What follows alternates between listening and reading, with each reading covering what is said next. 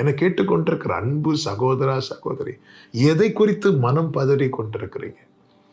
பாவ பிடியில சிக்கி இருக்கிறேனே, எனக்கு இதுல இருந்து வெளியே வர முடியவில்லையே. பவுலை போல நிர்பந்தமான மனிதன் நான், யார் இந்த பாவ சரீரத்திலிருந்து என்னை விடுவிக்க கூடும் என்று ஏங்குகிறீர்களா? பதறாதீங்க, பயப்படாதிருங்கள். அவர் வருவார். இயேசுவை நோக்கி கூப்பிடுங்கள். உண்மையாய் தம்மை நோக்கி கூப்பிடுகிற யாவருக்கும் அவர் சமீபமாய் இருக்கிறார். பாவத்திலிருந்து விடுதலை, சாபத்திலிருந்து விடுதலை, பிசாசின் கட்டுகள்ல இருந்து விடுதலை. எத்தனை பேர் வியாதியஸ்தர்கள் இயேசுவினிடத்தில் கொண்டு வரப்பட்டார்கள் தெரியுமா?